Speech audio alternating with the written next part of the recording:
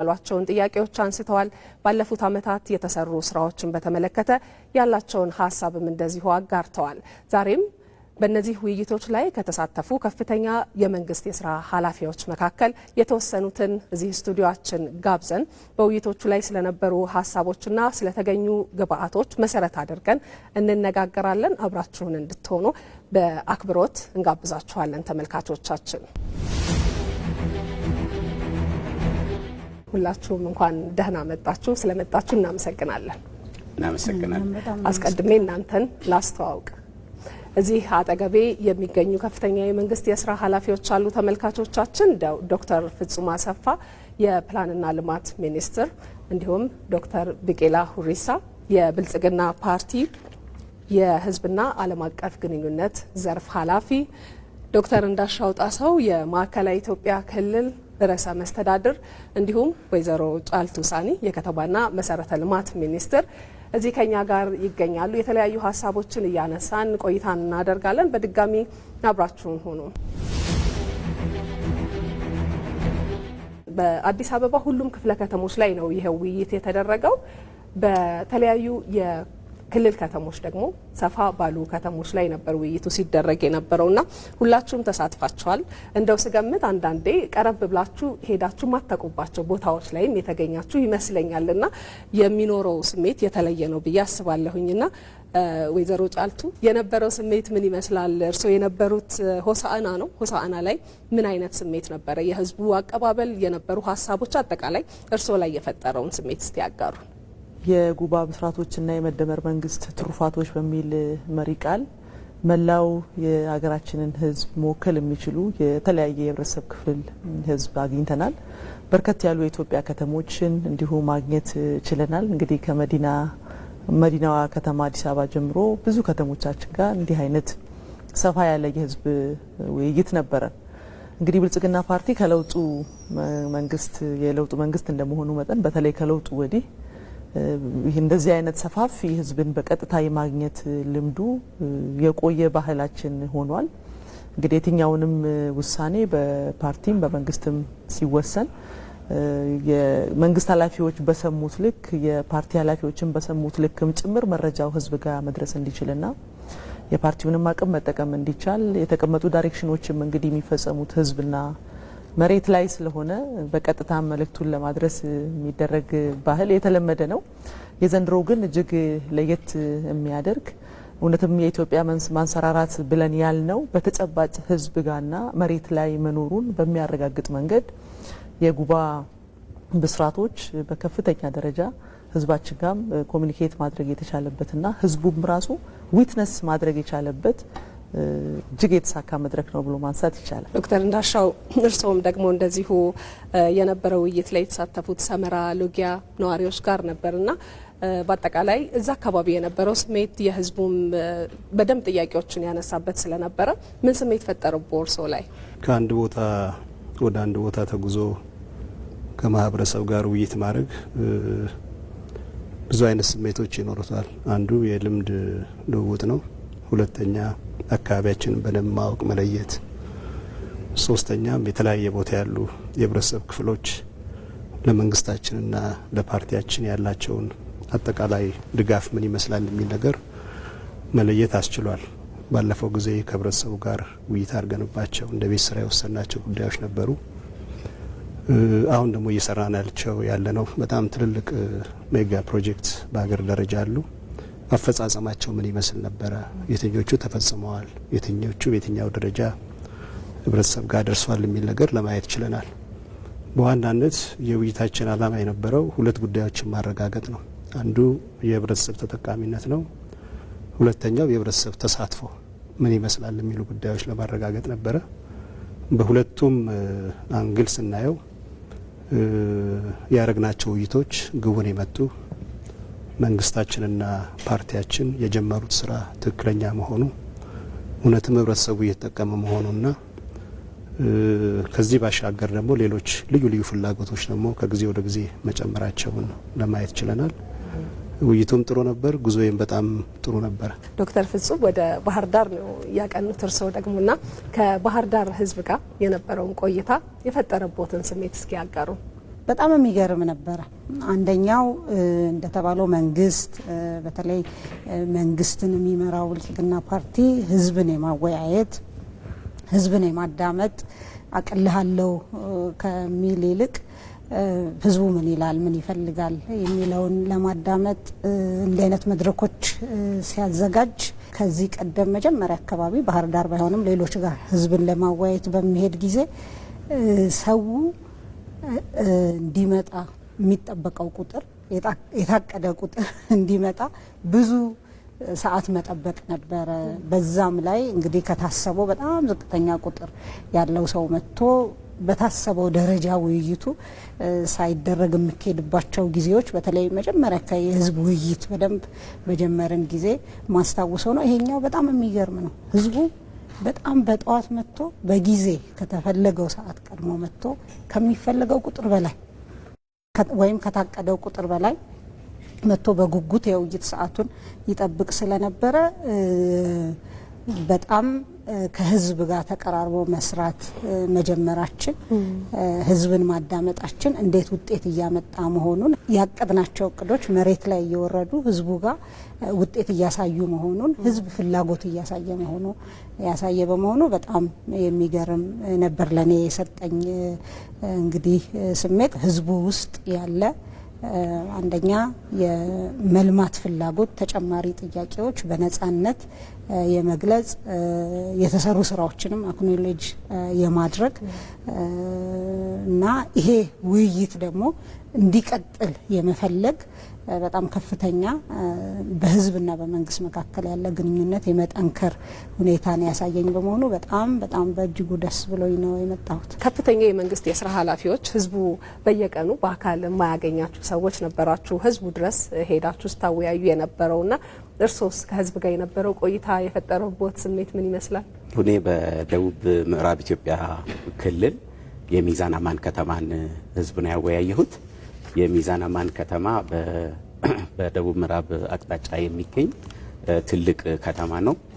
ከጅማ ወደ 200 ምናምን ኪሎ ሜትር ርቆ የሚገኝ ነው። የደቡብ ምዕራብ ክልል ወደ 13 ብሔር ብሔረሰቦች የሚገኝበት ወንድማማችነት፣ እህትማማችነት፣ አብሮነት በደንብ በተግባር የሚታይበት ለዘመናት ወንድማማችነትን እየገነባ የመጣ ነው። ሚዛን አማን ከተማም ትንሿ ኢትዮጵያ፣ ሌላኛዋ ትንሿ ኢትዮጵያ ማለት ይቻላል። በከተማው ተገኝተን የልማት ስራዎችን ለማየት እድል አግኝተናል። በተለይ በዛ አካባቢ በ5 ኪሎ ሜትር ርቀት ላይ የሚሰራውን የደንቢ ሎጅ ለማየት እድል አግኝተናል። ፈጣሪ ባርኮ የሰጠንን ሀብት ደግሞ ትንሽ በእጅ ነካክተን ወደ ቱሪስት መስህብነት መቀየር እንዴት መልካም ነገር እንደሆነ ያየንበት ነው። እዛው አቅራቢያ በጥቂት ኪሎ ሜትሮች ርቀት ደግሞ የአየር ማረፊያ እየተገነባ ነው። ሁለቱም በመጠናቀቅ ሂደት ላይ ነው ያሉት። እነዚህ ሲጠናቀቁ ይሄ አካባቢ የልማት አካባቢ መሆኑን አይተን ነው ወደ ውይይት የገባ ነው። ከተለያዩ አካባቢዎች የሚመጡ አመራሮች የከተማውን ሕዝብ ያገኛሉ ሲባል ያላቸው ስሜት ያላቸው ጉጉት መጥተው ለመሳተፍ ከመሪዎች ጋር ፊት ለፊት ለመገናኘት ያለው ጉጉት ያለው እቅድ ያለው ፍላጎት በጣም ትልቅ ነው ማለት ነው። አንዳንድ ቦታ የተዘጋጀው ወንበር የአዳራሹ መጠንና የሚመጣው ሰው አልጣጣም ይልሻል ማለት ነው። ሰው መምጣት ይፈልጋል፣ መሳተፍ ይፈልጋል፣ መገኘት ይፈልጋል፣ ቆሞም ቢሆን ማዳመጥ ይፈልጋል ማለት ነው። አንዳንድ ቦታ ይሄ በጣም የሚያበረታታ ነገር ነው። ያየሁት እዛ አካባቢ ማህበረሰብ በተለይ ከተለያዩ የህብረተሰብ ክፍሎች የተሳተፈ ነው። ወጣቶች ነበሩ፣ ሴቶች ነበሩ፣ የሀገር ሽማግሌዎች ነበሩ፣ የሃይማኖት አባቶች ነበሩ፣ ምሁራን ነበሩ፣ የመንግስት ሰራተኞች ነበሩ። ከተለያዩ የህብረተሰብ ክፍሎች የተውጣጣ ነበረ። ከዚህ አንጻር ተሳትፎ እጅግ በጣም ተስፋ የሚሰጥ የሚያበረታታ ነበር ማለት ነው። ሁለተኛው እዛ ከመጡ በኋላ ከመድረክ ሀሳቦች ከቀረቡ በኋላ እጅ አውጥተው ለመሳተፍ ያለው ፍላጎት ማለት በቃ አንድ ሳምንትም 3 ቀንም 4 ቀንም ብናወያይ አናዳርስም ማለት ነው። በጣም ሁሉም ሰው አንደኛ የተሰሩ ስራዎችን ማድነቅ ይፈልጋል። ሁለተኛ እንዲስተካከልለት እንዲታረምለት የሚፈልገውን ነገር ማንሳት ይፈልጋል። የእውቅና ሊሰጣቸው የሚገባቸውን ነገሮች ድምጹን ከፍ አድርገው እውቅና መስጠት ይፈልጋል። እኛ ከናንተ ጋር ነን፣ ልፋታችሁን እንገነዘባለን፣ እንደ ሀገር ኢትዮጵያን ከፍ አድርጋችኋል፣ ይሄን ነገር ደግሞ ብታዩልን ደግሞ የበለጠ ጉልበት ይሆነናል የሚል ሐሳብ ያነሳል። በጣም የገረመኝ ነገር እኛ በሀገር ደረጃ የጉባ ብስራቶች ብለን ከፍ አድርገን ሀገራዊ አጀንዳ አድርገን የምንሰራቸውን ስራዎች ጠረፍ ነው የሚባል አካባቢ ያለ ማህበረሰብ ድረስ በዛ ደረጃ ያውቀዋል፣ ይረዳቸዋል። እኛ የጉባ ብስራት ብለን የወል ስም ሰጥተን የጠራነውን ነገር የህዳሴ ግድብን ጨረሳችሁልን አይደለም፣ በጣም ደስ ብሎናል፣ ፈጣሪ ይባርካችሁ። አሁን የማዳበሪያ ፋብሪካ ባለቤት ልታረጓት ነው አይደለም ኢትዮጵያ ከማዳበሪያ ገዢነት ወደ ማዳበሪያ አምርቶ ተጠቃሚነት ልትሸጋገር ነው አይደለም። ኢትዮጵያን የጋዝ ምርት ባለቤት አድርጋችኋት በጣም እናመሰግናለን። እኔም እድሜ ሰጥቶኝ ሽማግሌዎቹ እንዲህ ነው የሚሉት፣ እኔም እድሜ ሰጥቶኝ ኢትዮጵያ የብልጽግና ተምሳሌት ሆና ለማየት ያብቃኝ። እናንተም እድሜ ሰጥቷችሁ የበለጠ ኢትዮጵያን ከፍ ለማድረግ የሚያስችል ጉልበትና አቅም ይስጣችሁ። የተባለቿን የባህር በር ደግሞ እንደምንም ብላችሁ አምጡልን የሚል ስሜት ስለሆነ የበለጠ ቁጭት የበለጠ ተነሳሽነት የሚፈጥር ጉልበት የሚሆን አይነት መድረክ ነው የነበረው ማለት ነው። ለሁላችሁም ተመሳሳይ ስሜት እንደፈጠረባችሁ ተረድቻለሁ። እኔ በበኩሌ ዶክተር ቢቂላ እዚሁ ላይ አንድ ጥያቄ ማከል ፈለኩኝ ለርሶ። መጀመሪያ ላይ እነዚህ ውይይቶች እንዲደረጉ ሲታሰብ ለማሳካት የተፈለገው ዓላማ ምን ነበር የሚለውን ጥያቄ እናንሳው። እንደ መደመር መንግስት አንድ 4 ዓላማዎችን ማሳካት አለብን የሚል ዓላማ ይዘን ነው ወደዚህ ውይይት የገባ ነው። አንዱ የመደመር መንግስት ባለፉት አመታት የሰራቸውን ስራዎች፣ ያመጣቸውን ለውጦች፣ ያሳካቸውን እቅዶች እና ያስመዘገባቸውን ድሎች ህዝቡ ሊገነዘብ በሚችል ደረጃ እናቅርብና ህዝቡ ሀገራዊ አጀንዳዎችን፣ ትላልቅ ስኬቶችን፣ ትላልቅ ድሎችን አውቆ ተገንዝቦ በዛ ደረጃ ከፍ አድርጎ የሚጠበቅበትን ሚና መጫወት እንዲችል ከጉባ ብስራቶች በፊትም ያሳካናቸውን ስራዎች ለህዝቡ ፊት ለፊት አግኝተን ለህዝቡ እናቀርብ ነው። አንዱ እሱ ነው።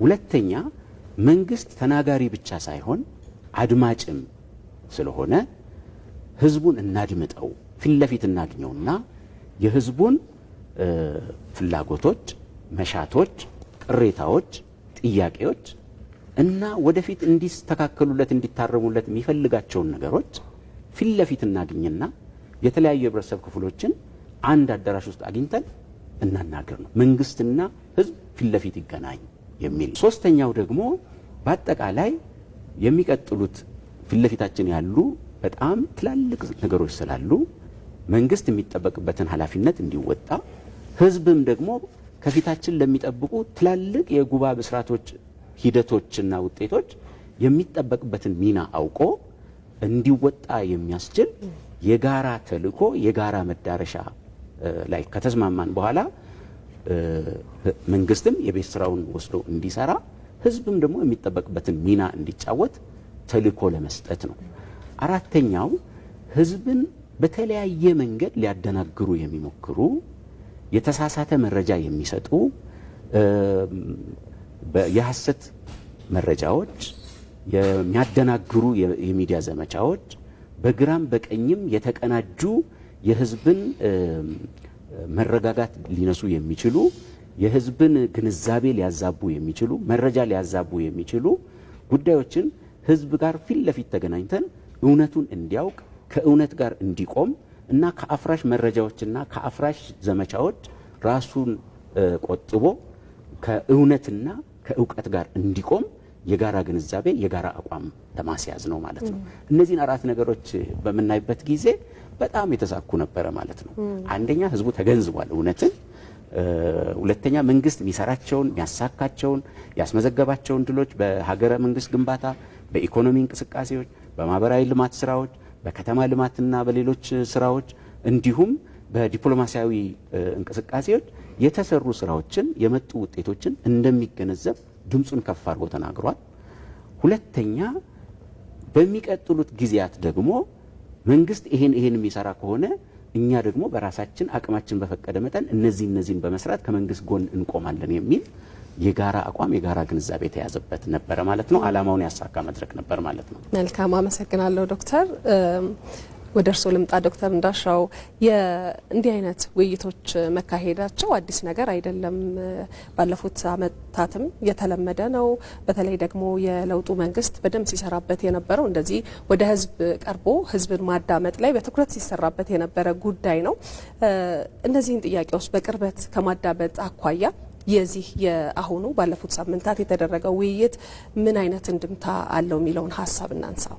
በፊት እንደዚህ አይነት ውይይቶች ነበሩ። የዛሬ 8 ዓመት 9 ዓመት ይኖራሉ። ግን የአንድ ክልል አመራር አንድ ክልል አይሄድም። የአንድ አካባቢ ተወላጅ ሌላ ክልል ሄዶ አያወያይም። ይሄ ማለት እንደ ሚስጥር ማባከን ነበር የሚቆጠረው። ሁለተኛም ለራሴ ልጅ ካልሆነ ጉዳይን አልነግርም ብሎ ነበር የሚታሰበው። አሁን ይህንን ባህል ሰብረነዋል። በዚህ ባለፈው 6-7 ዓመት የትኛውም የብልጽግና አመራር በየትኛውም ደረጃ ላይ ያለ አመራር ከአንድ ቦታ ወደ አንድ ቦታ ተንቀሳቅሶ የትኛውም ቦታ ያወያያል። ይሄ የሪፎርም አንድ ውጤት ነው ብለን ነው የምንወስደው። የሪፎርም ውጤት ብቻ ሳይሆን በመንግስታችንና በፓርቲያችን ውስጥ ያለው መተማመንን ያመለክታል። እኔ ለምሳሌ ሰመራ ነው ያወያየሁት። ሰመራ ሄጂ ሳዋይ ልጄ ብሎ ነው የተቀበለኝ። ሌሎች ጓደኞቻችን የተለያየ ቦታ ሄደዋል። ልጆቻችን ብለው ነው የተቀበሉ እና የጋራ እምነት በተለይ ይሄ ነጣጣይ የሆነ ወይም ከፋፋይ የሆነ ትርክትን ከማስወገድና የጋራ ትርክትን ወይም ይሄን ግራንድ ናሬሽን የምንለውን ለመመስረት ወይም መሰረት ለመጣል እጅግ በጣም ትልቅ አስተዋጽኦ አለው። ሌላው እኔ ክልል ያለውን ጉዳይ እኔ ሚኒስቴር መስሪያ ቤት ያለውን ጉዳይ እኔ ብቻ አይደለም ማዳመጥ ያለብኝ፣ ሌሎች ሰዎች ማዳመጥ መቻል አለባቸው። እዛ ጋር የተገኘ ድል ካለ የሁላችንም ድል ነው የሚሆነው። እዛ ጋር የተገኘ ውድቀት ካለ ደግሞ የሁላችንም ውድቀት ነው የሚሆነውና ይሄ ኮሌክቲቭ ሊደርሺፕ ስለምናከናውን በመንግስታችን ውስጥ ይሄ ተሳክቷል ወይስ አልተሳካም የሚለውን ነገር የምናረጋግጥበት ነው። በተረፈ ማህበረሰቡ ጋር ቀረብ ብሎ ማዋየት እምነት ይፈጥራል፣ መተማመንን ይፈጥራል። ወይዘሮ ጫልቱ እዚህ ላይ የእርስዎ ሀሳብ ምንድን ነው? በተለይ ወረድ ብሎ በእናንተ ደረጃ ያለ የመንግስት የስራ ኃላፊ ከህዝቡ ጋር ፊት ለፊት ተገናኝቶ መነጋገሩ፣ ጥያቄዎችን መመለስ መቻሉ ምንድን ነው እንድምታው? የጋራ የሆነችዋን ሀገራችንን ኢትዮጵያን በመዘንጋት ሁሉ ሰው በክልሉ ብቻ እንዲታጠርና በማንነት ፖለቲካ አካባቢዎቻችን በጣም የታጠረበትን ጊዜ ሁላችንም እናስታውሳለን። የአንዱ ክልል አመራር ወገኔ ነው፣ የአንዱ ክልል ህዝብ የኔ ወገን ነው፣ የራሴ አካል ነው ብሎ ከማሰብ ይልቅ እሳትና ጭድ ይባል የነበረበትን ሁኔታ እናስታውሳለንና ያ ተሰርቶበት የመጣ ውጤት ነው፣ በውጤት ይገለጣልና አንዱ አሳይመንት የነበረው ሀገራዊ አንድነትና ህብረ ብሔረሰባዊ አንድነትን በሚዛኑ ማየት ያለብኝ ብሎ የኛ ፓርቲ ብልጽግና ያምናል። ያንን ለማምጣት ያንን በጣም ፍራግመንትድ የሆነ ልዩነትን ማጥበብ የሚቻለው የኔነት ስሜት ማምጣት የሚቻለው በመጨፍለቅና በፍጹም አንድነት ሳይሆን ልዩነቶቻችን ተፈጥሯዊ ናቸው፣ ይከበራሉ።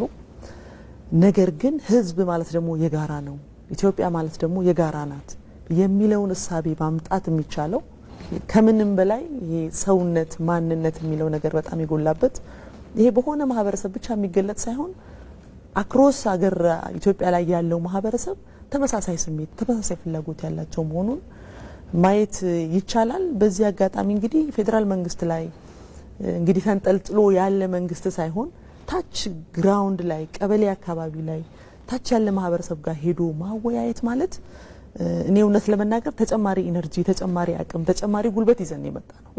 ምክንያቱም እኛ የሰራናቸው የልማት ስራዎች ቅድም ለማንሳት እንደተሞከረው በተለይ እኔ የከተማና መሰረተ ልማትን እንደሚመራ እንደማስተባብር ሰው ከተማ ልማት ላይ የመጣውን አጠቃላይ መሰረተ ልማት ላይ የመጣውን ከከተሞች ኮሪደር አኳያ የተገለጠውን የክልሎች የከተማ ፖቴንሻል እና የአገር ማንነት ከኔ በላይ ህዝቡ ሲገልጽ ያንን ቁጭ ብሎ ማዳመጥ እጅግ የሚያስደስት ነው። ተጨማሪ ጉልበት አግኝተን የመጣ ነው።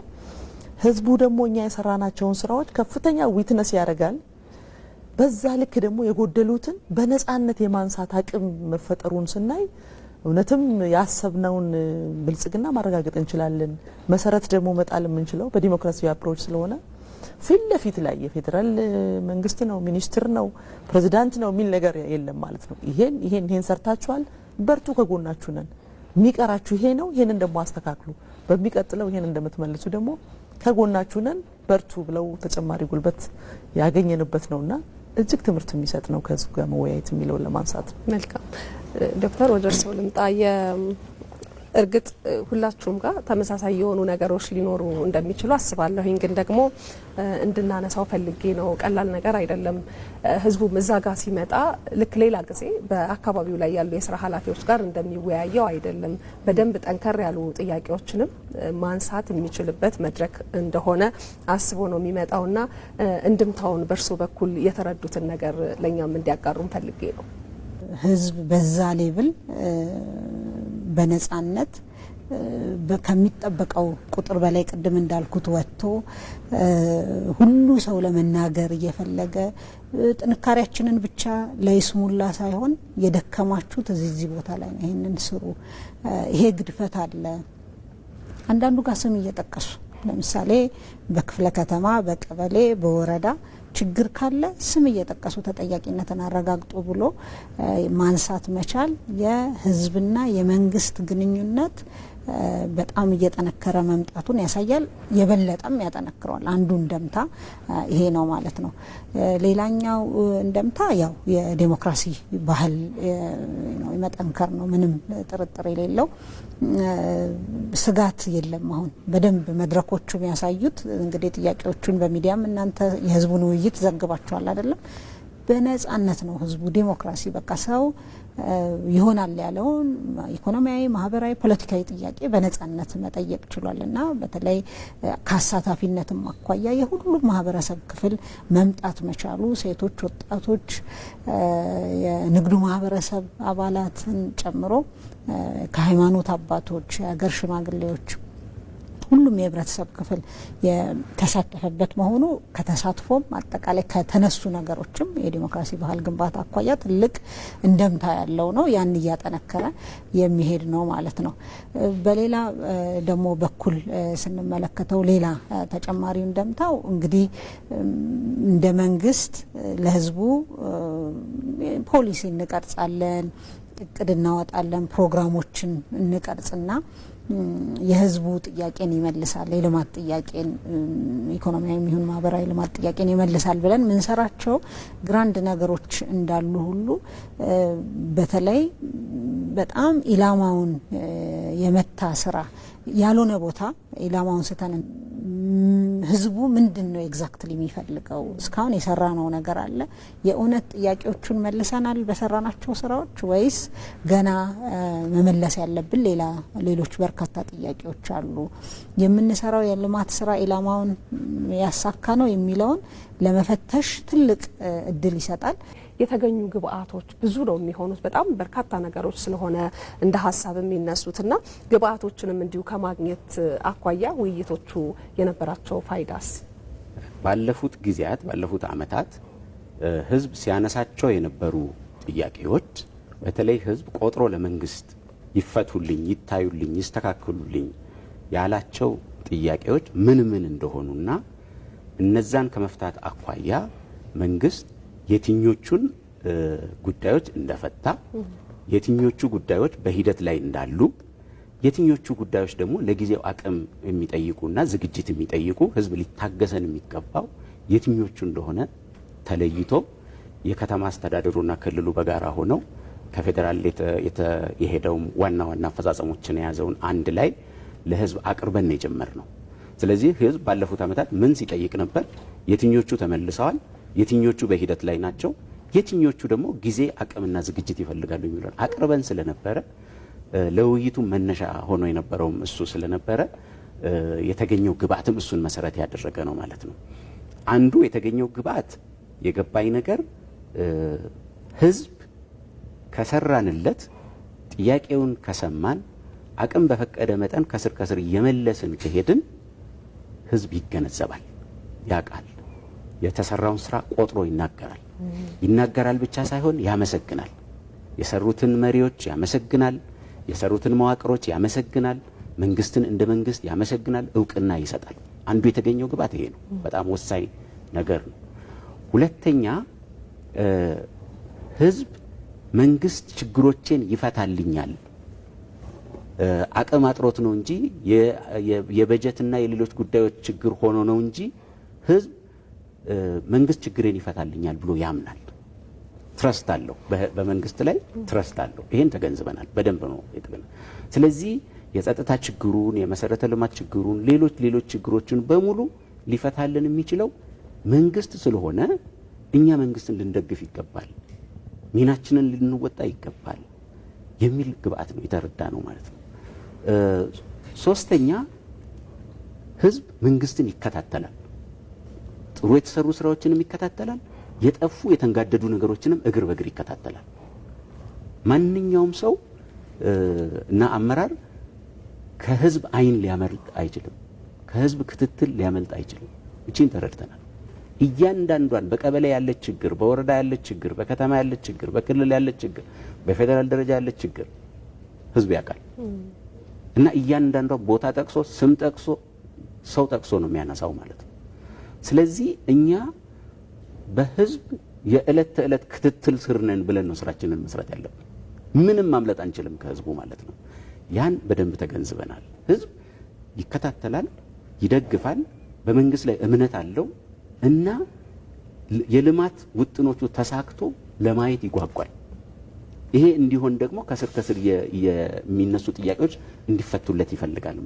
ዝም ማለት አንችልም እንደ መንግስት ማለት ነው። ማዳመጥ፣ በእቅድ ማካተት፣ ምንችለውን ከስር ከስር የመፍታት የፈታነውን ደግሞ ለህዝብ አቅርበን ያልፈታነው ደግሞ ከአቅም ጋር ከዝግጅት ጋር ከበጀት ጋር የተያያዘ መሆኑን እያስረዳን እምነቱን እያጠናከርን መሄድ እንደሚጠበቅብን ነው ተምረን የመጣ ነው ማለት ነው። መልካም ነው። ባለፉት አመታት በመደመር መንግስት በኢትዮጵያ በጣም ትላልቅ የሚባሉ ፕሮጀክቶች የተሳኩበት፣ ለአመታት የተጓተቱ አዳዲስ የተጀመሩ ፕሮጀክቶች የተጠናቀቁበት፣ ለኢትዮጵያውያን አዲስ የሆኑ ነገሮች ጭምር የታዩበት፣ ለወደፊት ተስፋ የሚሆኑ ፕሮጀክቶችም ውጥናቸው የተጀመረበት ጊዜ ላይ ነው ያለ ነውና ከዚህ አኳያ ህዝቡ ብዙ የደስታ ስሜቱን ሲገልጽ ተመልክተናልና ህዝቡ የነበረው የእነዚህ ፕሮጀክቶች ላይ የነበረው እሳቤ ምልከታ ምን ይመስል ነበር? እንዴት ተረዱት? ከለውጡ መንግስት ወዲህ ከተሞቻችን የድህነት መገለጫዎች አይደሉም፣ የመልካም አስተዳደር እጦት አይደሉም፣ ከተሞቻችን የብልጽግና ማሳያና መዳረሻ እናደርጋቸዋለን ተብሎ ፓርቲ አቋም ወስዶ ምንም እንኳን አዲስ አበባ ላይ በተጀመረው መጀመሪያ የጀመርነው አዲስ አበባ ላይ ብቻ ቢሆንም ዛሬ ላይ ወደ 76 የሚሆኑ የኢትዮጵያ ከተሞች የኮሪደር ልማት መጠናቸው ቢለያይም እጅግ ንጹህ ሰፋፊ መሰረተ ልማቶች ስታንዳርድን መሰረት ያደረጉ መሰረተ ልማቶች እየተሰሩ እንደሆኑና የዛሬ ከተሞች ብቻ ሳይሆን ነገ ሊፈጠሩ የሚችሉ ከተሞችንና የከተማ ነዋሪዎችንም መሸከም የሚችል መሰረተ ልማት እየተዘረጋ መሆኑን የሚታይበት ወቅት ስለሆነ ከዛ ውስጥ አንዷ ምሳሌ እንግዲህ እኔ የነበርኩባት የሆሳና ከተማ ናት። የሆሳና ከተማ እንግዲህ ዞር ብለን አይተናል። እንደ ነገ ከህዝብ ጋር ውይይት ልናደርግ ቀድመን የተሰሩ ስራዎች ምንድናቸው? የህዝብ ፍላጎቶች፣ ጥያቄዎች ምንድናቸው? የተመለሱት ምንድናቸው? በመመለስ ሂደት ላይ ያሉት ምንድናቸው? የሚለውን እኛ እያንዳንዷን ቦታ ተንቀሳቅሰን ለማየት ጥረት አድርገናል። እጅግ የሚያጓጉ ስራዎች፣ ከፍ ያሉ የፕሮጀክት ማኔጅመንት አፈጻጸም ሂደት የደረሰበትን ሆሳና ከተማ ብቻውን ክልሉ ብቻውን ለሌላ ክልል ምሳሌ መሆን የሚያስችል ብዙ ስራዎች የተሰሩበት ነው።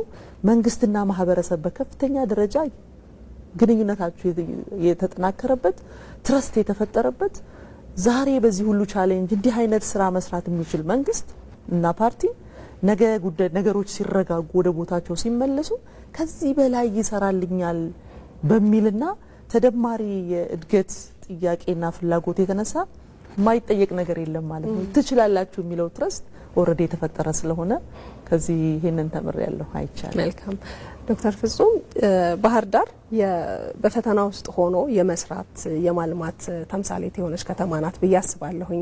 የተለያዩ የጸጥታ ችግሮች በነበሩበት ጊዜ እንኳን ከተማዋም በአካባቢዋ በዙሪያዋም በርካታ ነገሮች የተሰሩባት ከተማ ናት። ህዝቡ እንዴት ነው ያንን ስራ ተረድቶ ሀሳቡን ሲገልጽ የነበረው? በፈተና ውስጥ ሆኖ ላለመስራት በጣም ብዙ ምክንያት አለ አይደለም? ለአመራሩ ቀድመን ሰላሙን እንጨርስ፣ ቀድመን ይሄን እናርግ፣ አሁን በዚህ ውስጥ ሆነን እንዴት እንሰራለን? እኔ አዲሱን ኖርማል ኒው ኖርማል ተለማምዶ ሰላምንም በጣም ወሳኝ ነገር ነው። እዛ ላይ የሚሰራውን ስራ እየሰራን ግን ልማቱ ለነገ ማለት አይችልም። መስራት አለብን። ልማትን ደግሞ በለመድ ነው በድሮ መንገድ ሳይሆን በጣም በፍጥነት በጥራትና እንደው ፈጠራን አክለንበት እንደውም የጎደለንን ጊዜ የቆዩ ባክሎግ ፈተን ከዓለም መስተካከል እንድንችል በጣም በፍጥነት መስራት አለብን የሚለውን አይ ቲንክ ኢትዮጵያውያን ብቻ ሳይሆን በጣም ሌሎች ብዙ የአፍሪካ ሀገራት መጥተው ሊማሩ የሚችሉበትን ሁኔታ ነው ያየሁት በባህር ዳር። ምክንያቱም የተሰሩ ስራዎች የግብር ይውጣ ስራዎች አይደሉም። በጣም ጥራት ያላቸው ባህር ዳርን ከዓለም አቀፍ ሌሎች ትልልቅ ከተሞች ጋር ሊያወዳድሩ የሚችሉ ከጥራታቸው ከስፋታቸው እህቴ ጫልቱ እንዳለችው የዛሬ ከተማ ብቻ ሳይሆን የነገ ከተማ ስማርት ለማድረግ የተሰራው ስራ በጣም የሚገርም ነው። እንግዲህ እኔ ይሄን በአይኔ አይቼ መሰከርኩኝ። ውስጥ እያንዳንዷ ነገር ስትሰራ ያየ ለውጡን ያየ ቀድሞ የነበረውን ችግር የሚረዳና በተሰሩ ስራዎች ምክንያት ምን ያክል ከአገልግሎት አሰጣጥ እንበለው አጠቃላይ ከተማ ውስጥ ያሉ መሰረተ ልማቶች የሰጡትን ጥቅሞች ያወቀ ህዝብ ደግሞ የሚገርም ነበረ ምስክርነቱ ማለት ነው። ልማቱን በጣም ነው የሚመሰክረው ህዝቡ። የሰላሙ ነገር መጠበቅ አለብን እኛው ነን መጀመሪያ ራሳችን ነን፣ እያንዳንዱ ቤት ነው ሰላም ያለው የሚለውን ያነሳል በደንብ አድርጎ። በልማቱ ስራም ቢሆን ህዝቡ የራሱ አስተዋጽኦ ስላለ በደንብ እያንዳንዷን ቆጥሮ ነው የሚያውቃት። ቀጥሎም ለሚኖረው ስራ ህዝቡ ራሱን በዛው መጠን የሚገባውን ለመወጣት ቃል የሚገባበትና በደንብ አድርጎ የተሰሩ የልማት ስራዎችን እውቅና ሲሰጥ ነው ያየሁት ማለት ነው። መልካም አመሰግናለሁ ዶክተር እንዳሻው። ሰመራም ደግሞ እንደዚሁ በደንብ የሚገለጽ አሁን ቅርብ ጊዜ እየተመረቀ የኮሪደር ልማት ያላት ከተማዋም እድገቷ እየተፋጠነ እንደሆነ መመልከት የምንችላት ከተማ ነች። ህዝቡ ከእናንተ ጋር በነበረው ቆይታ ይሄንን በምን መልኩ ተረድቶታል ልንል እንችላለን? አጠቃላይ የውይይታችን መንፈስ በአገር ደረጃ ያወጣናቸው ፖሊሲዎች፣ ስትራቴጂዎች መሬት ነክተዋል ወይስ አልነኩም የሚል ነገር ዋና የምናረጋግጠው ጉዳይ ነው። ይሄ ህዝብ ውይይት እንደ ሊትመስ ፔፐር ነው የምንወስደው፣ እንደ ቼክ አፕ ነው የምንወስደው። ቼክ ስናደርግ በየቦታው ያሉ ውይይቶችንም ተመልሰን በጋራ ገምግመናል። ያረጋገጥነው ነገር የያዝናቸው ፖሊሲዎች፣ ስትራቴጂዎች ከላይ ጀምሮ ታች ድረስ ወርደው እየተፈጸሙ መሆናቸውን አረጋግጠናል። በዚሁ መሰረት ሰመራ ላይ በመጀመሪያ ያየሁት የኮሪደር ልማትና የአንድ ማዕከል አገልግሎት ነው። የኮሪደር ልማቱ በእውነት በጣም ጥሩ ነው። የኮሪደር መሰረታዊያን የሚባሉ ጉዳዮች አሉ። ለምሳሌ የሳይክል መንገድ፣ ግሪነሪ፣ አልፎ አልፎ ይሄ የልጆች የሚዝናኑበት ቦታ፣ ፋውንቴን የመሳሰሉት ጉዳዮች በጣም በተሟላ መንገድና ስታንዳርዱን በጠበቀ መንገድ እየተሰራ ነው ያለው። ሰመራ የአየር ባህሪው ትንሽ ሞቃታማ ነው። ይሄ ኮሪደር ልማት ሲሰራ በግሪነሪ ሲታጀብ፣ በውሃዎች እና በመሳሰሉት ነገሮች ሲታጀብ እጅግ በጣም ለቱሪስቶች ማራኪ ይሆናል ብዬ ነው የማስበው። እኔም በምጎበኝበት ወቅት ወደዛ አካባቢ የሚሄዱ ቱሪስቶች ተመልሰው አካባቢውን ሲያዩ አይተናል። ይሄ ብቻ ሳይሆን ከሰመራ ከተማ 6 ኪሎ ሜትር አካባቢ ወጣ ብለው ትልልቅ እርሻዎች አሉ። በጣም ትልልቅ እርሻዎች እንደዛ በአካባቢው ላይ አይታወቅም ነበር ከዚህ በፊት። ያን የመሰለ ውሃ በአካባቢው ላይ እየሄደ ብዙ መሬቶች ግን ጾም ያድሩ ነበረ። አሁን በጣም ጥሩ እርሻዎች በትራክተር በመጠቀም የተለያዩ ቴክኖሎጂዎችን በመጠቀም እየሰሩ ነው። ሽፋኑም ጥሩ ነው፣ ሲታይ ሽፋኑም ጥሩ ነው። ሌላ አራተኛ በጉብኝት የሸፈንኩት ቦታ የወተት እርባታ ነው። ይሄ ወተት እርባታ የሌማት ትሩፋት አካል ነው።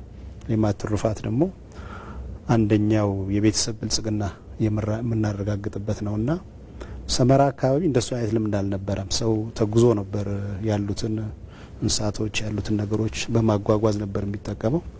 አሁን አንድ ቦታ ሰፍሮ ወተት በደንብ አዘጋጅቶ ለከተማው ሕዝብ በደንብ የሚያቀርብ የወተት ቦታዎችንም አይተናልና እነዚህ ያነሳዋቸው ነገሮች እጅግ በጣም ተመጋጋቢ ናቸው። ሄደው መጨረሻ ላይ እንፈጥረዋለን የምንለው የቤተሰብ ብልጽግና፣ የማህበረሰብ ብልጽግናና የሀገር ብልጽግና ለማረጋገጥ በጣም ቤዚክ ወይም መሰረት ናቸው ተብሎ ነው የሚወሰዱትና እኔ ከሰራውበት አካባቢ ሳነጻጽረው ጥሩ ሄዷል ብዬ ነው የገመትኩት እና እኔም ልምድ ወስጄ መጥቻለሁ።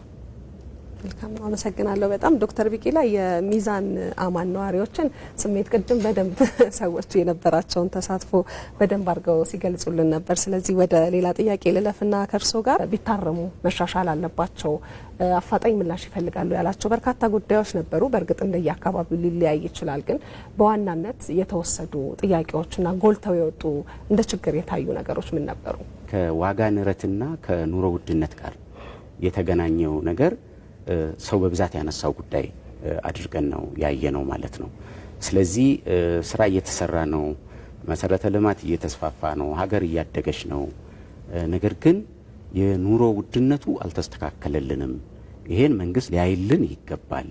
በተለይ ለኑሮ ውድነቱና ለዋጋ ንረቱ መባባስ ምክንያት የሆኑ ነገሮችን መንግስት በመቆጣጠርና በማስተካከል በዜጎች ላይ ጫና እየፈጠረ ያለውን የኑሮ ውድነት ችግር መንግስት ሊያይልን ይገባል፣ ሊያርምልን ይገባል ያላቸው ነገሮች አሉ ማለት ነው። ከዚህ አንጻር ለይቶ የሚያነሳቸው አሉ። ለምሳሌ ከነዳጅ አቅርቦት ጋር የተገናኘ ከሚዛን ከአዲስ አበባ ከ500 ኪሎ ሜትር በላይ ርቆ እንደመገኘቱ መጠን የፋብሪካ ውጤቶች የሆኑ እቃዎች መወደድ ከትራንስፖርቱ ጋር ይገናኛል እሱ እና ከዚህ ጋር የተገናኙ የኑሮ ውድነት ጉዳዮች ዋና ጉዳዮች ነበሩ ማለት ነው። ሁለተኛ ከአገልግሎት አሰጣጥ ጋር ያሉ ችግሮችን ያነሳል። አገልግሎት አሰጣጥ መንግስት ይሄን ጉዳይ እውቅና ሰጥቶ ለማረም ለማስተካከል ጥረት እያደረገ ቢሆንም አሁንም ገና ያልተፈታ ችግራችን ነው። በየቦታው አገልግሎት ለማግኘት እንቸገራለን፣ እንመላለሳለን እና በቀልጣፋና ጥራት ያለው እኛን መሰረት ያደረገ ክብር ያለው አገልግሎት እያገኘን አይደለም። መንግስት ይሄን ሊያይልን፣ ሊያስተካክልልን፣ ሊያርምልን ይገባል የሚል ያነሳሉ። ሶስተኛው በአጠቃላይ የመልማት የማደግ ፍላጎት ጋር የተገናኙ ጥያቄዎች ናቸው። አንዱ የመሰረተ ልማት ጥያቄ ነው። የመሰረተ ልማት ጥያቄ በሚገባ ጎልቶ የወጣ የህዝብ ጥያቄ ነበር ማለት ይቻላል። ከዚህ ጋር በተገናኘ የመንገድ ጥያቄ የዋና መንገድ ጥያቄም የውስጥ ለውስጥ መንገድ ጥያቄዎችንም ይጠይቃል ማለት ነው። የከተማ እና የከተሜነት ስነ ልቦናው ከፍ እያለ ከመምጣቱ ጋር በተያያዘ የውስጥ ለውስጥ መንገዶች እንዲሰፉለት፣ መንገዶች እንዲገናኙለት እና የከተማነት ኳሊቲውን የጠበቀ እድገት እንዲኖር የመፈለግ ነገር አለ ማለት ነው። ህዳሴን የሚያክል ግድብ አስመርቀናል፣ ደስ ብሎናል፣ እንደ ሀገር ከፍ ብለናል። ነገር ግን አገልግሎቱ ደግሞ በየቤታችን መድረስ አለበት። በየአካባቢው የመብራት መቆራረጥ ያጋጥመናል፣ የኢኮኖሚ እንቅስቃሴዎችን ይጎዳብናል እና ስለዚህ እንደ ሀገር ያገኘነው በመብራት ኃይል አቅርቦት ያገኘነው ስኬት በየቤቱ ደግሞ በማድረስ ያ በደንብ ተጠቃሚነታችን ሊረጋገጥ ይገባል የሚል ይነሳል። አንዳንድ ቦታ ደግሞ የውሃ አቅርቦት ማነስ፣ የውሃ መቆራረጥ እና ይህን የመሳሰሉ ጥያቄዎች ይነሳሉ። ሁሉም ማለት ይቻላል የማደግ የመለወጥ ወደ ብልጽግና የመሸጋገር ከዚህ ከሀገር እየተመዘገበ ካለው የብልጽግና ስኬቶች ደግሞ በቤተሰብ ደረጃና በግለሰብ ደረጃ ከልማቱ ትሩፋት ተጠቃሚ የመሆን ጥያቄዎች ናቸው የተጠየቁት ማለት ነው። እነሱን በልካቸው መዝግበን ይዘናል። ለህዝብ ጥያቄ እውቅና ይሰጣል። ቅድም እንዳልኩት የመደመር መንግስት የሚያዳምጥ መንግስት ነው። ለህዝብ ጆሮ የሚሰጥ መንግስት ነው። ከልቡ የሚሰማ መንግስት እንደመሆኑ መጠን በቀበሌ ደረጃ ሊፈቱ የሚችሉ ህዝብና የቀበሌ አመራር አንድ ላይ ተባብሮ አቅም አስተባብሮ ሊፈቱ የሚችሉ አሉ። የከተማ አስተዳደሩ ደግሞ እንደ ከተማ አስተዳደር አቅዶ ጊዜ ወስዶ በእቅድ አካቶ ሪሶርስ ሞቢላይዝ አድርጎ መፍታት ያለባቸው ጉዳዮች አሉ። በክልል ደረጃ ሊፈቱ የሚችሉ በክልል እቅድ ውስጥ ተካተው ሪሶርስ ተፈልጎላቸው ሊፈቱ የሚችሉ በክልል የስራ ድርሻ ውስጥ የሚካተቱ አሉ። እንደ ፌዴራል መንግስት ደግሞ አቅም በፈቀደ መጠን እያቀድን የምንፈታቸው አሉ። ሌላ ደግሞ ህዝብ ሊገነዘባቸው የሚገቡ ጊዜ ሊሰጠን የሚገባ ኢኮኖሚ ሲያድግ ሀገር አቅሟ ሲጠናከር በዛ ደረጃ ለመፍታት ስንችል የምንፈታቸው ደግሞ ገዘፍ ያሉ ጥያቄዎችም የቀረቡበት ነው ማለት ነው። መልካም ዶክተር ፍጹም የተለዩ ምን ጥያቄዎች ተነሱ ባህር ዳርና በአካባቢው ካሉ ሰዎች?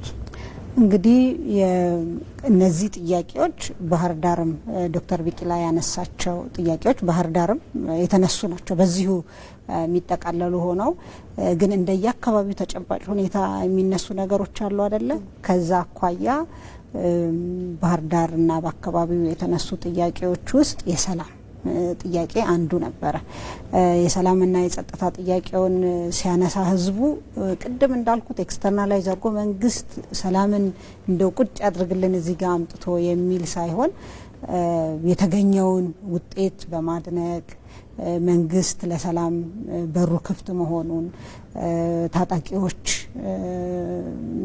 በሰላም ወደ ህዝብ መቀላቀል እንዲችሉ የዘረጋውን የሰላም እጅ እና የከፈተውን በር በማድነቅ ያ ተጠናክሮ እንዲቀጥልልን የማለት ከዛ ባሻገር ግን በዚህ በሰላም እጦቱ ውስጥ የአንዳንድ አመራሮች ሚናም እንዳለበት ያ መፈተሽ እንዳለበት ልማት ራሱ ሌላ ልማት ዲማንድ ይፈጥራል፣ ፍላጎት ይፈጥራልና የተሻለ ነገር ሲያይ ሁላችንም የሰውን ባህሪ አይደለ ተጨማሪ ነገር እዚህ ጋር የደረሰው እኔ ጋር የሚድረሰኝ ማለት ፍላጎቶች አሉ።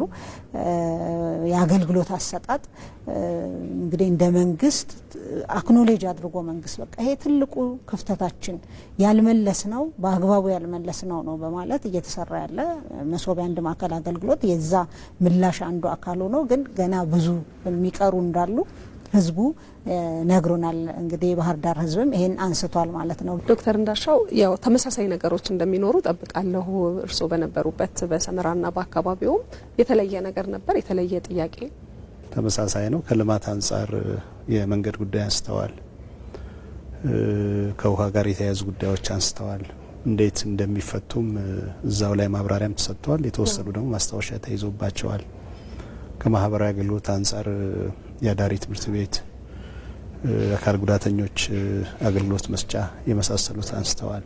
በተለይም ያነሱት እነሱ አካባቢ የህገወጥ የሰው ዝውውር አለ። ይሄ ህገወጥ ሰው ዝውውር ትንሽ መልክ መያዝ መቻል አለበት። ይሄን ከስራ እድል ፈጠራ ጋር ነው አያይዞ ያነሱትና ይሄ በደንብ ማኔጅ ቢደረግልን ብለው አንስተዋል። ሌሎች የተነሱት ተመሳሳይነት ስላላቸው በሱ ማጠቃለል የተሻለ ይሆናል ብዬ ወስዳለሁ። መልካም። ወይዘሮ ጫልቱ የሚያነሱት ካለ እዚህ ሀሳብ ላይ በእርግጥ ገዢ ናቸው የተነሱ ሀሳቦች ተመሳሳይነት አላቸው። ሆሳና አካባቢ በተለየ መንገድ ያነሱት ከሰላም አኳያ ሰላም በጣም ከበፊቱ የተሻሻለበትን መንገድ አንስተዋል። ሰላም ሲሉ ግን እዛ አካባቢ ላይ ስላለው ሳይሆን ሌላ ክልል ላይ የሰላም እጦት ካለ ለኑሮ ውድነቱ የራሱ አስተዋጽኦ የሚያበረክት ስለሆነ የሰዎች እንቅስቃሴ ላይ ገደብ አለው። የቁሳቁስ እንቅስቃሴ ላይም እንዲሁ ተስላለው መፈታት አለበት። እኛ ደግሞ ከጎናችሁ እንቆማለን የሚል አንድ መሰረታዊ ጥያቄ አንስተዋል። በዋናነት ደግሞ ሌላው ያነሱት ክልሉ ላይ ወይንም ደግሞ ከተማው ላይ ከፍተኛ የስራ አጥነት አለ። ይሄን የስራ አጥነት መገለጫው አንዱ ከፍተኛ ፍልሰት ኢሌጋል በሆነ መንገድ ወደ ውጪ የሚፈልሱ በህገ ወጥ በሆነ መንገድ አሉ። ይህንን ማስታገስ ያስፈልጋል። ለዚህ ደግሞ እንደ መፍትሄ ብለው ያስቀመጡት ኢንዱስትሪ ፓርክ ሊገነባልን፣ ትላልቅ ፋብሪካዎች ሊገነቡልን ይገባል የሚል አንስተው እኛ በሂደት ተነጋግረን ትላልቅ ግዙፍ ፋብሪካዎች በመከፈታቸው የኢንዱስትሪ ፓርክ በየክልሉ በመከፈቱ ብቻ ሳይሆን መሰራት ያሉባቸው በተለይ ከሞያ አኳያ በተለይ ከማይንድ ሴት አኳያ ሰው ወደ ውጭ ሀገር ሳይሄድ ሎካሊ ለውጥ ማምጣት እንደሚችል በአብነትም እያስደገፍን ጭምር ክልሉ ደግሞ ከማህበረሰቡ ጋር በጋራ በመሆንም በክልሉ አቅም ሊሰሩ የሚገቧቸው መሰረታዊ ጉዳዮች እንዳሉ በጋራ አንስተን መክረን ተግባብተናል። ሁሉ ነገር በአንድ የሚመለስ ሳይሆን በአጭር ጊዜ ይሄን እንመልሳለን፣ በመካከለኛ ጊዜ፣ በረጅም ጊዜ ብለን የተነጋገርናቸው ጉዳዮች አሉ። እንዳው ባላነሳ ቅር እንዳይላቸው ብዬ የምለው ክቡር ፕሬዝዳንቱ በዚሁ ስላሉ የአየር ማረፊያ መሰረታዊ ጥያቄ አንስተዋል። ሪሊ የሚገባው ነው፣ ዲዘርቭ የሚያደርግ ነው። በፊት በነበረው አጠያይቅ ህዝብ እከሌ ዞን የሄደው መሰረተ ልማት እኔ ጋር ለምን አልመጣም ነበር የሚባለው። አሁን ግን ስለሚገባም ጭምር የጠየቀበትና እድገቱም ያንን ዲማንድ የሚያደርግም ስለሆነ ነው ብለን ተግባብተን ግን ደግሞ ሀው ፓርቱን ቁጭ ብለን ተነጋግረን አቅደን የምንመልሰው ነው የሚለውን ተግባብተናል። መንግስት ደግሞ በራሱ ሂደት ምላሽ ይሰጥበታል ብዬ አስባለሁ። ተመሳሳይነት አላቸው። እርስዎ ጋር ልቆይና የመጨረሻ ሀሳብ እናደርገዋለን። ይሄኛውን በርካታ ሀሳቦች ነው የተነሱት በበጎ ጎን እንደዚሁ ደግሞ መሻሻል ያለባቸውን ጨምሮና በቀጣይ አመራሩ የህዝብን ችግር እያዳመጠ ለመፍታት የጀመራቸውን ስራዎች ከማጠናከርና በጋራ ለመስራት ከማስቻል አኳያ ምን እድል ይዞ መጣ፣ ምን ድምዳሜ ላይ ተደረሰ የሚለውን ሀሳብ ያንሱልን። ሁሉ ሰው የሚቀርብለትን ጥያቄ ካሁን በፊት እንግዲህ ለሴክተሩ እናሳውቃለን እንዲህ አይነት ችግሮች አሉ ተብለው ሲነሱ ማስታወሻ ይያዛል፣ ለሴክተር እናስተላልፋለን፣ ሴክተር ምላሽ ይስጥበት የሚል አፕሮች ነበር። ዛሬ ላይ ግን ሁሉ አመራር ኢኳሊ እኔ ስለ ከተማና መሰረተ ልማት ማቀውን መረጃ ሌሎቹም በተመሳሳይ ያውቃሉ ማለት ነውና ይሄ በዚህ ደረጃ ላይ ነው ያለው ብለው የሚያነሳበት መንገድ አለ። ይሄ አመራሩን አቅም ለመገንባት የተካሄደበት መንገድና ሪሊ ተግባራዊ ለማድረግ የሚካሄድበት እንቅስቃሴ ኦሬዲ ትክክለኛ ቻናል ተፈጥሮለት እየሄደ ነው የሚለውን ነገር ማንሳት ፈልጋለሁ። በሌላ መንገድ ካሁን በፊት ብዙ ጊዜ ያው ህዝብ እናወያያለን፣ በተለይ ከለውጡ በፊት የተወሰነ ጊዜ ነበርና ያሁኑ ለየት የሚያደርገው መጀመሪያ አንድ አካባቢ ላይ ሲኬድ ምን ጥያቄ ተጠይቆ ነበረ፣ ለዛ ጥያቄው ደግሞ የአካባቢው ማህበረሰብ ምን ምላሽ ሰጠ፣ የትኛው በፕሮግረስ ላይ ያለ፣ የትኛው ለወደፊት ታስቧል፣ የትኛው ምላሽ አግኝቷል ብሎ ገና ህዝብ ለማወያየት ዝግጅት ስናጠናቅቅ የመጀመሪያ የሚቀርበው ከተማ መስተዳድር ላይ ከሆነ ጥያቄ ተነስቶ የነበረው ባለፈው ውይይት 5 ጥያቄ መሰረታዊ ተነስቷል። ለአምስቱ 1 2 3 4 5 ተብሎ ምላሽ ተሰጥቶ ያ ሪፖርት ከተደረገ በኋላ ነው ወደሚቀጥለው የምንሄደው ማለት ነው። ይሄ ማለት ህዝቡ ጋር አጠቃላይ የፈጠረው እንድምታ ምንድነው? እየተደመጥን ነው፣ ለይስሙላ አይደለም። መንግስት ደግሞ የያዘውን ይፈታል። ታማኝ መንግስት ነው። መንግስት ጆሮ የለውም የሚባል ከነበረበት ዛሬ ጆሮም አይንም አለው፣ ደግሞ በጣም ቅርብ ነው። እዚህ ካልተፈታ እዛ ይፈታል የሚል ከፍተኛ ትረስት ተፈጥሯል። ከፍተኛ እምነት ተፈጥሯል። ዛሬ እየሰራን ያለነው ስራ ደግሞ የበለጠ ስንቅ ሆኖታል። ህዝቡ ችግር ላይ ያላችሁ ነው ይሄን የመሰለ ሰክሰስፉል ስራ የሰራችሁትና ከጎናችሁ ነን የሚል እጅግ የሚያነቃቃ ስሜት የነበረበት ነው። መልካም ዶክተር እንዳሻው ህዝባዊ ውይይቶቹ የህዝቡን ችግር ለመፍታት ለምሰሩት ስራ ለመንግስት ምን አቅም ይጨምርለታል ብለው ያስባሉ እርስዎ? 2018 ከተስፋ ብርሃን ወደሚጨበት ተስፋ ብለናል። ይሄ የሚጨበት ተስፋ በደንብ ያየንበት አመት ነው። ከህዝብ ጋር ሆነን ነው። 2023 አካባቢ በአፍሪካ ካሉ ጥሩ ሀገሮች ወደፊት እንገኛለን ብለን እናስባለን። 30-40 በዓለም ካሉ ሀገሮች አርአያ ሆነን እንገኛለን ብለን እናስባለን። እነዚህን ሁሉ ስራዎች ለማሳካት ህዝብን ነው መሰረት አድርገን የምንንቀሳቀሰው። አሁን ከውይይቱ የተረዳ ነው። ከዚህ በፊትም ቀድመን ተረድተናል። ጉዳዮችን ዛሬ አይደለም የተረዳ ነው። አጠቃላይ የማኒፌስቶችን ስናወጣ፣ ፕሮግራሞቻችንን ስናወጣ፣ ፖሊሲዎቻችንን ስናወጣ ህዝብን መሰረት ያደረገ ስራዎች የምንሰራ ከሆነ በኢትዮጵያ ውስጥ የምናስባቸውን ጉዳዮች እናሳካለን ብለን ነው የተነሳ ነው። ይሄ ውይይት ደግሞ በአጋጣሚ የሁሉም ቦታ ውይይቶች ቀደም ብለን ገምግመናል፣ በጋራ ገምግመናል። ይሄ ውይይት ደግሞ እዚህ አሁን በተወሰኑት ከተማዎች ተከናውኖ የሚቋረጥ አይደለም። በሁሉም የኢትዮጵያ ከተማዎች የሚቀጥል ውይይት ነው። ሰፊ ህብረተሰብ ክፍል ደግመን እናገኛለን ብዬ አስባለሁ። ከዚህ አንጻር ምን ላይ ነን የሚለው ነገር በደንብ ነግሮናል። ምን ላይ ነው ያለ ነው? ህብረተሰቡ ምንድነው ከኛ የሚፈልገው? የጎደለው ነገር በየአካባቢው ምን ይመስላል? የአመራር ስርዓታችን ምን መሆን መቻል አለብን? የአመራር ስርዓታችን ላይ በደንብ ነግሮናል። ሌላው ከህዝብ ጋር ያደረግነው ውይይት ህዝብና መንግስት ያለውን ጥምረት በደንብ እያሳዩ የምንሄድበትን ጉዳይ መሆኑን በደንብ አስረድተንበታል፣ ተደርተንበታል። በቂ ሀሳብም ሸምተን መተንበታል። መልካም ነው።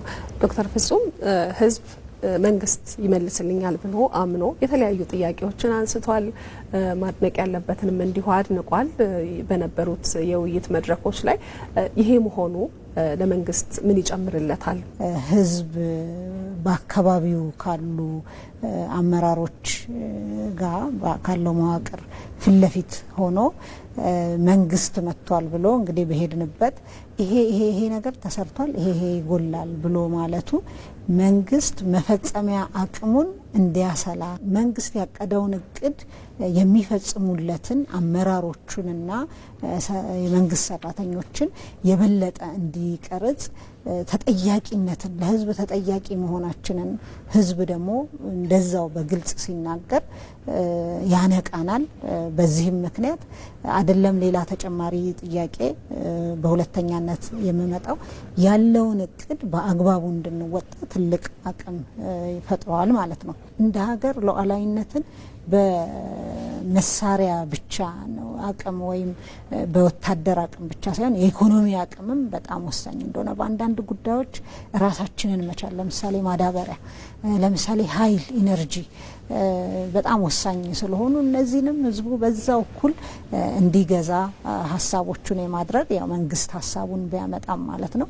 ከዛም ባሻገር እንደ ሀገር በጣም በቁጭት በእያንዳንዱ ቤት የእግር እሳት የሆነውን አላግባብ በሆነ ሴራ ያጣነውን የባህር በር ጉዳይ አገራዊ ብሔራዊ ጥቅም ብለን የምንለውን ይሄንን ለማምጣት መንግስት ሊዱን ወስዶ ህዝቡን ከጎኑ የሚያሰልፈው ነገር እንዳለ ሆኖ ግን መንግስት የህዝብን ፍላጎት የልማት ጥያቄ ምንድነው የሚለውን አጠገብ ሲሄድ ነው መስማት የሚችለውና ለመንግስት የሚሰጠው አቅም ቅድም ላልኳቸው ትልልቅ ጉዳዮች ህዝቡን አሳምኖ ከጎኑ ማሰለፍ አንዱ ሆኖ በየቦታው የሚሰሩ የልማት ስራዎች ግን ህዝቡ የሚጠይቃቸው ትክክለኛ ናቸው። ቅድም እንዳልኩት በጨለማ ከመተኮስ ኢላማውን የሚስት ጉዳይ ከማድረግ ይልቅ በትክክለኛ ኢላማችን ላይ መተኮስ እንድንችል ይሄ ጥያቄ ብሎ የሚለውን እንዲያነሳ እና እኛም በማስታወሻችን ይዘን እንድንመጣ እድል ሰጥቶናል። ትልቅ አቅም የሰጠ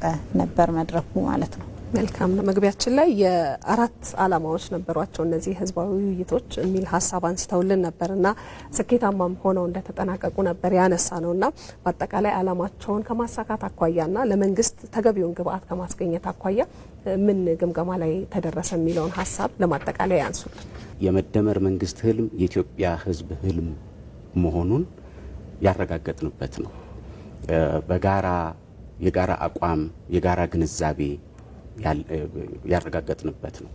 በጋራ ቆመን ህልሞቻችንን ለማሳካት የምንችል መሆናችንን ያረጋገጥንበት ነው። ስለዚህ ኢትዮጵያን ቅድም ፕሬዚዳንት እንዳሻው እንደሚያነሳው የዓለም የብልጽግና አርአያ አድርገን ለመሳል የጀመርነውን ጉዞ ለማሳካት መንግስት እንደ መንግስት ሚናውን እንዲወጣ፣ ህዝብም ደግሞ እንደ ህዝብ ሚናውን እንዲወጣ የጋራ ግንዛቤ ተመሳሳይ ገጽ ላይ መሆናችንን ያረጋገጥንበት መድረክ ነበር ማለት ነው። የኢትዮጵያ ህዝብ ለማደግ ለመለወጥ፣ ከድህነት ለመውጣት ወደ ብልጽግና ማማ ለመሻገር ያለው ጉጉት፣ ያለው መሻት፣ ያለው ፍላጎት እጅግ በጣም ከፍተኛ ነው። በጣም አንዳንድ ጊዜ እንቅልፍ የሚነሳ ነው ማለት ነው አመራሩ። ስለዚህ ይሄን የተገነዘብንበት ነው። አላማውን ያሳካ ነበር ብሎ መናገር ይቻላል። አንደኛ ከዚህ በፊት የተሰሩ ስራዎችን እንደ ዋነኛ መነሻ መሰላል ተጠቅመን ወደሚቀጥለው የስኬት ደረጃ፣ የድል ደረጃ፣ የአፈጻጸም ደረጃ ከፍ ማድረግ አለብን የሚለውን ህዝቡ ተገንዝቦ ያነሳበት ነው። በዚህ መቆም የለብንም የሚል ነው። ለምሳሌ ዋናዎቹ የከተሞቹ አካባቢዎች ኮሪደር ሆነዋል። አሁን ደግሞ ኮሪደሩ ወደ ውስጥም ጭምር ይስፋፋ ያለበት ነው ማለት ነው። ምንም መቆም አንችልም ማለት ነው። እንቅልፍ የሚነሳ ነው ያልኩት ለዛ ነው።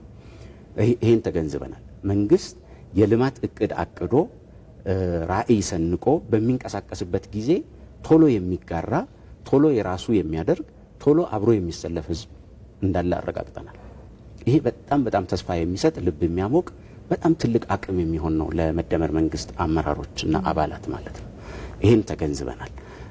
ከዚህ ጋር በተያያዘ እንደ አገር የተያዙ ማክሮ የሆኑ በጣም ትላልቅ ህልሞቻችን፣ ትላልቅ ፕሮጀክቶቻችንን ለመፈጸም መንግስት የጀመራቸውን ስራዎች ህዝቡ ከጎኑ ቆሞ እንደሚደግፍ በገንዘብ፣ በእውቀት፣ በአይነት እንደሚደግፍ ያረጋገጠበት ነው። ይሄን ያየንበት ነው ማለት ነው። እንደ ሀገር የተጀመሩ ትላልቅ ሜጋ ፕሮጀክቶቻችን የጉባ ብስራቶች ብለን የያዝናቸውን ትላልቅ ፕሮጀክቶቻችን ማስፈጸም እና ከግብ ማድረስ እንደተጠበቀ ሆኖ በአካባቢው ደግሞ እዛው ከተማ ውስጥ ደግሞ የሚሰሩ የልማት ስራዎችን ለማከናወን ለማሳካትና የህዝቡን መሰረታዊ ጥያቄዎች ለመፍታት የአካባቢው መንግስት የከተማ አስተዳደሩ እና ህዝብ ደግሞ በጋራ መቆምና በጋራ ያላቸውን አቅም አስተባብሮ መፍታት እንደሚችሉ ያረጋገጥንበት ነው ማለት ነው። ለምሳሌ በርካታዎቹ ቅድም የምናነሳቸው የህዝብ ጥያቄዎች ከፌደራል መንግስት ብቻ ሳይሆን በአካባቢው ያለ የከተማ አስተዳደርና ህዝቡ በጋራ ቢሆኑ የሚፈቷቸው ናቸው። ለምሳሌ የውስጥ ለውስጥ መንገድን ማስፋፋት፣ የውሃ እጥረትን መቅረፍ፣ የአገልግሎት ሁኔታን ማሻሻል እና እዛው አካባቢ በሚሰሩ ስራዎች አሁን እያጋጠመ ያለውን የኑሮ ውድነት መቅረፍ እዛው ያለው የአካባቢው አስተዳደርና ህዝቡ በጋራ ቆመው በጋራ አቅደው መስራትና ማሳካት የሚችሏቸው መሆኑን ያየንበት ነው ማለት ነው። የቤት ስራ የወሰድንበት የቤት ስራ የሰጠንበት ከህዝብ አንጻር መሰጠት የሰጠናቸውና የተግባባንባቸው የቤት ስራዎችም አሉ ማለት ነው። ለምሳሌ ህዝቡ የኢትዮጵያ እድገትና ብልጽግና ዋነኛ ሞተር መሆን አለበት። ህዝብ ያልተሳተፈበት፣ ህዝብ የራሱን ሚና ያልተጫወተበት፣ በግንባር ቀደምትነት ሚናውን ያልተወጣበት ልማት አይሳካም። ይሄን በሚገባ መገንዘብ ያስፈልጋል። ከዚህ አንጻር ህዝብ 1-3 ቦታዎች ላይ የራሱን የቤት ስራ መወጣት እንዳለበት በየመድረኮቹ አንስተናል። መግባባትም ተደርሶባቸዋል ማለት ነው። አንዱ እድገት ማለት ምርትና ምርታማነት ነው። ብልጽግና ማለት ማምረት ነው፣ ማደግ ነው።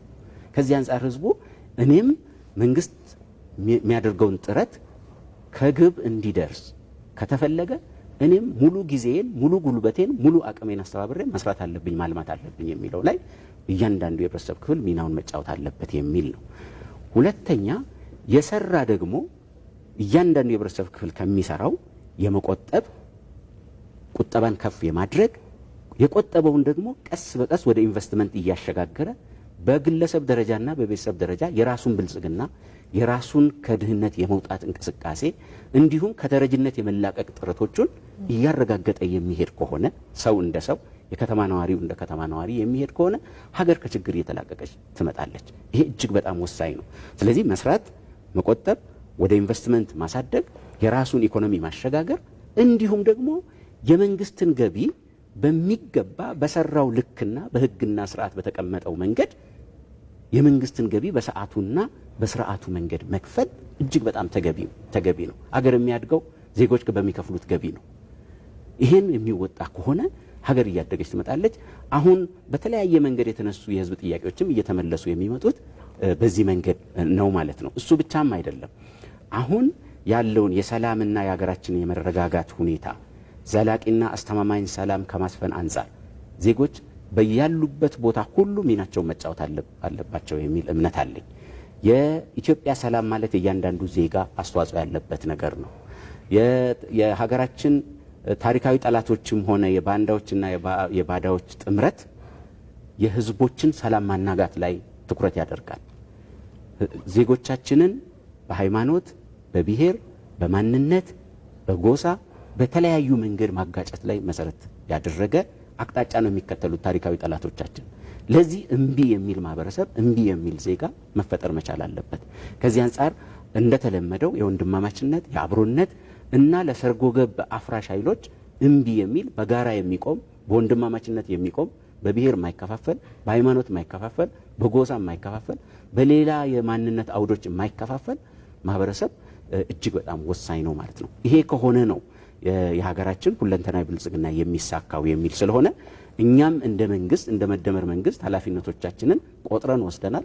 ዜጎች ደግሞ በያሉበት ቦታ መወጣት ያለባቸውን ሚና ደግሞ እና የቤት ስራ ቆጥረን የሰጠንበት ነው ማለት ነው። መልካም ነው። እጅግ በጣም ነው ማመሰግነው። በርካታ ሀሳቦች የተነሱባቸው ከ25 በላይ መድረኮች አዲስ አበባ ደግሞ 11 ክፍለ ከተማ ላይ የተደረጉ ሰፋፊ መድረኮች ነው የተካሄዱት። እነሱን ሀሳቦች ጠቅለል አድርገን ለማየት ሞክረናል። ጥሩ ሀሳብ ነው ያነሳ ነው። እዚህ ድረስ ስለመጣችሁ እንግዶቼ ሀሳብም ስለተጋራን እጅግ አድርጌ አመሰግናለሁ። እኛም እናመሰግናለን። እሺ ተመልካቾቻችን ባለፉት ሳምንታት የተደረጉ ህዝባዊ ውይይቶችን መሰረት አድርገን በውይይቶቹ ላይ ተገኝተው የህዝብ ጥያቄን ሲቀበሉ ምላሽም ሲሰጡ ከነበሩ ከፍተኛ የመንግስት የስራ ኃላፊዎች ጋር ያደረግነው ውይይት የተከታተላችሁትን ይመስል ነበር። ከኛ ጋር ቆይታ ስላደረጋችሁ እጅግ አድርገን እናመሰግናለን። ሰላም ሁኑ።